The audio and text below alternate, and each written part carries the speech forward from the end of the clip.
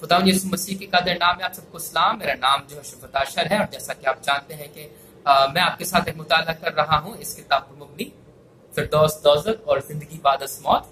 सो इसमें हम लोग देख रहे हैं कि मौत के बाद क्या होता है, और आज हम लोग बात करने वाले हैं कि गैर ईमानदारों के साथ क्या होगा। पिछले हफ्ते हमने बात की थी कि ईमानदारों के साथ क्या होता है। आज हम लोग बात करना चाहते हैं कि गैर ईमानदारों के साथ क्या होगा। सो उनका क्या मुकाम होगा जो अपने गुनाहों में ही रहते हैं और यीशु मसीह पर ईमान नहीं लेकर आते हैं। मेरे अजीजों, अगर आपकी इंग्लिश अच्छी है तो आप पढ़ सकते हैं डांटेस डिवाइन कॉमेडी।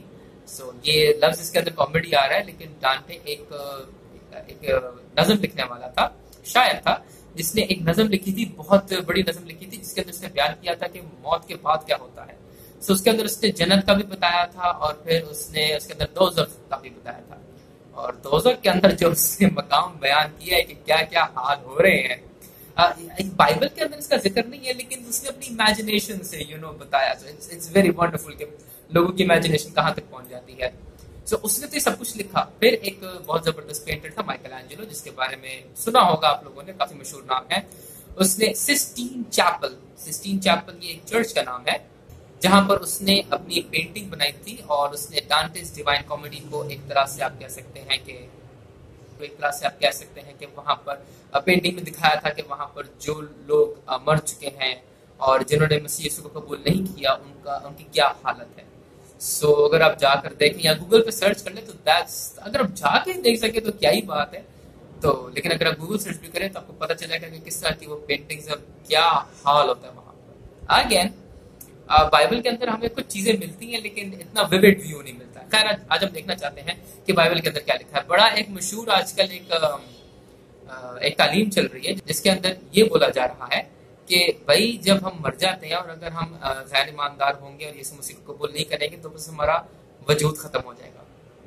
जहन्नुम तो इब्लीस और उसके फरिश्तों के लिए तैयार की गई है, वो इंसानों के लिए तैयार नहीं की गई है। तो अगर हम ईमान नहीं भी लेकर आएंगे तो बस हमारा वजूद खत्म हो जाएगा, सजा कोई नहीं मिलनी। बहुत अच्छा बहाना है आग में ना जलने का, लेकिन जलोगे जरूर। चले आए मेरे साथ बात करते हैं कि यहाँ पर क्या लिखा है। तो सबसे पहली तो बात यह है कि कुछ लोग बोलते हैं कि भाई जिन्होंने यीशु मसीह को नहीं सुना या जो उसके पैगाम से ना वाकिफ है या जिन्होंने निजात का पैगाम नहीं सुना, उनके बारे में आप क्या कहेंगे। तो उनके बारे में पौलुस जवाब देता है अमाल उसका 17 बाब और उसकी 27वीं आयत से लेकर 28वीं आयत तक, फिर 30 से 31वीं आयत तक। वहां पर वो एक जगह पर जाता है जहां पर बहुत सारे बुत होते हैं, तो उसका जी जल जाता है। तो फिर वो वहां पर ये बोलता है कि लोगों, तुम लोग खुदा को मानो। खुदा अरसा दराज से लोगों को बुलाता रहा है कि वो तौबा करें। अब किस तरह से या क्या उसके जरिए हैं, क्या उसकी रास्ते हैं जिनसे वो लोगों को अपनी तरफ माइल करता है, ये हम बात नहीं जानते। लेकिन एक बात हम जानते हैं कि खुदा लोगों को अपनी तरफ माइल करता रहा है, वो लोगों को अपनी तरफ बुलाता रहा है, वो कॉल करता रहा है। अब लोग उसकी कॉलिंग मानते या नहीं मानते, लोगों के ऊपर है। अदरवाइज खुदा कॉल करता रहा है, और इसलिए कॉल करता रहा है कि वो लोग क्या कर ले, वो तौबा कर ले, क्योंकि एक दिन फिर वो जज होगा और जजमेंट करेगा। अभी वो तौबा का मौका दे रहे, बाद में फिर वो जज करेगा। फिर इब्रानियों 9:27, 9 ज़बूर उसकी 8वीं आयत और मत्ती 16 बाब उसकी 27वीं आयत, वहां पर ये बात हमें वाज़ेह मिल रही है। 3 हवाले मिल रहे हैं जिसके अंदर खुदा कहता है कि मैं दुनिया की अदालत करूंगा, पहली बात। दूसरी बात, मैं रास्ती से अदालत करूंगा। तीसरी बात, मैं पूरी कौमों की अदालत करूंगा। और यीशु मसीह खुद कह रहा है कि मैं अपने फरिश्तों के साथ आऊंगा। इब्ने आदम का टाइटल वो अपने लिए यूज करता है कि इब्ने आदम फरिश्तों के साथ आएगा दुनिया की अदालत करने के लिए।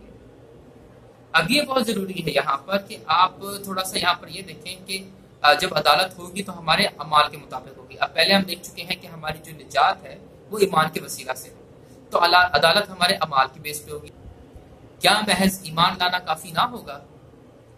मेरे अजीजों, बहुत सारे लोग यही समझ नहीं पाते और बहुत सारे लोग क्रिश्चियनिटी पर यही सवाल उठाते हैं, कहते हैं कुछ भी कर लो, बस ईमान ले आओ तो यीशु मसीह तुम्हें जन्नत पे जाने देगा। No, that is wrong. निजात के लिए आप कुछ नहीं कर सकते, निजात के लिए आप कुछ भी नहीं कर सकते। यू कैन डू जीरो अपनी सैल्वेशन के लिए। निजात के लिए आप सिर्फ ईमान ही ला सकते हो, और ईमान भी आपको खुदा की तरफ से मिलता है। कुछ लोग बोलते हैं आप निजात के लिए ईमान तो ला सकते हो ना, नहीं, वो भी आपको खुदा की तरफ से मिलता है, वरना आप ईमान भी नहीं ला सकते थे। खुदा ने आपको ईमान दिया, फिर आपके अंदर चॉइस आई कि हाँ मैं ईमान लाऊं कि ना लाऊं। उस वक्त फिर जब आप ईमान ले आते हैं तो आप ईमान में बढ़ते हैं। लेकिन फिर हम निजात पा लेते हैं। और निजात की निशानी क्या होती है कि खुदा का रूह आपके अंदर आ गया है।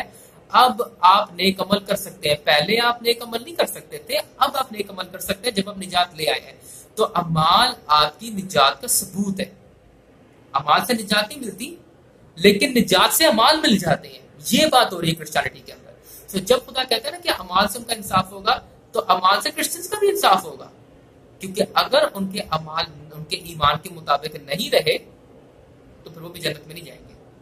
ये आपको बात समझने की जरूरत है। खुदा किसी का तरफदार नहीं है। और ये हमारे जहनों में बात है कि ईमान एक ऐसी चीज है जो सिर्फ जहन तक है। अगर आप यूनानी का वो लफ्ज देखें ना, जहाँ पे लिखा गया था कि ईमान लाओ, तो यूनानी के उस लफ्ज का मतलब है एक ऐसा ख्याल, एक ऐसा तस्वुर, एक ऐसा नजरिया जिससे बराह रास्त आपके अमाल पे असर पड़ता है। यानी कि अगर आप यीशु मसीह पर ईमान ले आए हो तो आपके अमाल पे असर पड़ा है, और आपके अमाल रास्ते के मुताबिक होने चाहिए। चलिए आइए अब हम बात करेंगे कि किस तरह की दो क़यामतें होंगी। यूहन्ना की इंजील उसका 5वां बाब उसकी 29वीं आयत के अंदर यीशु मसीह कहते हैं कि वो वक्त आता है कि मुर्दे खुदा के बेटे की आवाज सुनेंगे और जी उठेंगे, बाज अब्दी जिंदगी के लिए और बाज अब्दी सजा के लिए।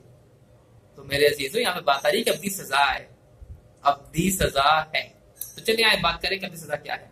बड़ा ही मशहूर हवाला है मत्ती उसका 3रा बाब उसकी 10 से 11 आयत, जहां पर यूहन्ना बपतिस्मा देने वाला यीशु मसीह की मुनादी करता है और कहता है कि मुझसे बड़ा आ रहा है जो तुमको रूल कुद्स और आग से बपतिस्मा देगा। अब इसकी तफसीर लोग बड़ी मजेदार करते हैं। वो कहते हैं एक होता है रूल कुद्स का बपतिस्मा और एक होता है रूल कुद्स की आग का बपतिस्मा। मेरे अजीजों, यहाँ पे लिखा हुआ कहाँ है कि रूल कुद्स की आग का बपतिस्मा कोई है? लिखा हुआ है रूल कुद्स का बपतिस्मा और फिर लिखा हुआ है आग का बपतिस्मा। और बपतिस्मा होता क्या? बपतिस्मे का मतलब है डुबकी, यानी कि पूरे तरह से डुबा देना किसी चीज को, उसको पूरा इमर्स कर देना। सो यीशु मसीह रूल कुद्स में इमर्स करेगा, यानी कि रूल कुद्स आपको पूरा भर देगा या आग से भरेगा। अब मैं आपको कैसे कह सकता हूँ कि यहाँ पर और आग नहीं बल्कि यहाँ आग है? इसका हवाला आपको या इसका इशारा जो आपको अगली आयत में मिल जाता है। वहां पर क्या लिखा हुआ है? वहां पर ये लिखा हुआ है कि वो गेहूं को जमा करेगा और भूसे को आग में डालेगा। तो गेहूं क्या है? गेहूं ईमानदार है जिनको रूल कुद्स का बपतिस्मा मिलेगा, और भूसा जो आग में डाला जाएगा वो गैर ईमानदार है जिनको आग का बपतिस्मा मिलेगा, यानी कि वो आग की झील में डाले जाएंगे। उनको आग की झील में आग से बपतिस्मा दिया जाएगा। उनकी अदालत होगी, उनको आग की झील में डाला जाएगा, उनकी अदालत होगी, वो आग में डुबोए जाएंगे। ये बात हो रही है यहाँ पर।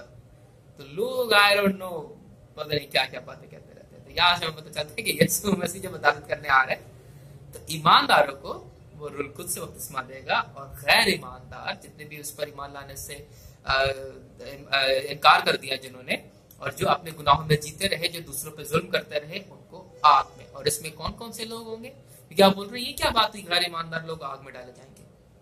इसमें वो लोग हैं जो खूनी हैं, इसमें वो लोग हैं जो रेप करने वाले हैं, इसमें वो लोग हैं जो कातिल हैं, इसमें वो लोग हैं जो चोर हैं, डकैत हैं। इस तरह के लोग आग की झील में डाले जाएंगे। ये ना आप सोचें कि कोई अच्छा बंदा आग में डाला जाएगा। ये लोग जो है ना डिजर्विंग है आग की झील के लिए। बहुत सारे लोग कहते हैं नहीं, खुदा तो हमसे बहुत प्यार करते हैं, वो आग की झील में हमें क्यों डालेगा? वो खुदा अदालत भी करता है। तो बुराई मेहरबानी। फिर हमें एक और जिक्र मिलता है यशायाह उसका 66वां बाब और उसकी 22वीं आयत से लेकर 24वीं आयत के अंदर। वहां पे लिखा हुआ है नया आसमान होगा, नई जमीन होगी, वहां पर लोग वहां पर होंगे, और वो उन लोगों पर नजर करेंगे जो नए आसमान और नई जमीन में लोग होंगे। वो उन लोगों पर नजर करेंगे जिन्होंने खुदा के खिलाफ बगावत की, और वो देखते हैं कि वो एक ऐसी जगह पर है जहाँ की आग नहीं बुझती और जहाँ का कीड़ा नहीं मरता। ऐसे लोग वहां पर मौजूद होंगे। और आखिरी हवाला जो इस पर मुहर कर देता है वो मुकाशफा 20 बाब 11 से 15 आयत। वहां पर बड़ा सफेद तख्त है और बड़े सफेद तख्त पर अदालत करने वाला बैठा हुआ है। उसके सामने किताब खोली गई जिसके अंदर तमाम लोगों के तमाम अमाल लिखे हुए हैं। और वेरी इंटरेस्टिंग, वहां पे लिखा हुआ है समुंदर ने अपने मुर्दों को दे दिया, मौत ने अपने मुर्दों को दे दिया, आलम अरवा ने अपने मुर्दों को दे दिया, सबका हिसाब किया गया। और जो शख्स जिसका नाम किताब हयात में नहीं लिखा हुआ मिला, उसको आग की झील में डाला गया। ये दूसरी मौत है, वहां पे लिखा हुआ है।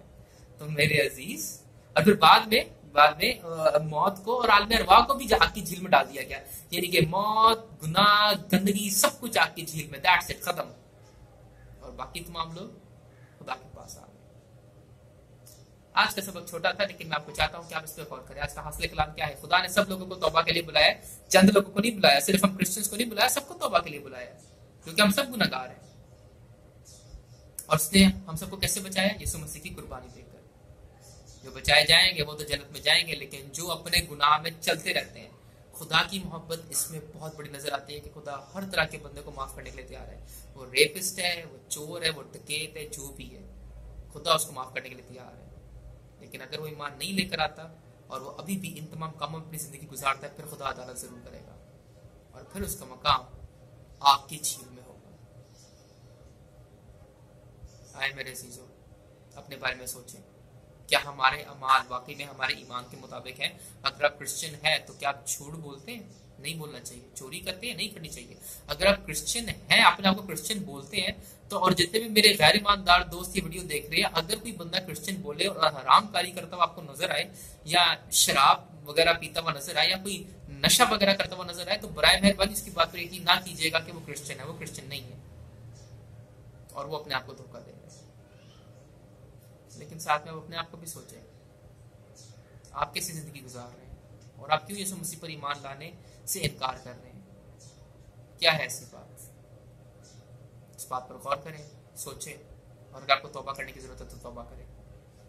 खुदा सब आदमियों को बुलाता है कि वो तौबा करें। तब तक के लिए खुदा हाफिज। मेरा नाम जो है शुभताशर है। अगली वीडियो जो कि आखिरी वीडियो है, उसमें मिलेंगे। उसका टॉपिक सरप्राइज है, क्योंकि हम लोग बात तो सारी कर चुके हैं। जन्नत कैसी है, हमारा बदन कैसा है, सब कुछ कैसा है, तो आखिरी टॉपिक किस बारे में होगा? Let's find out in the next video. खुदा आप सबको बरकत दे। आमीन।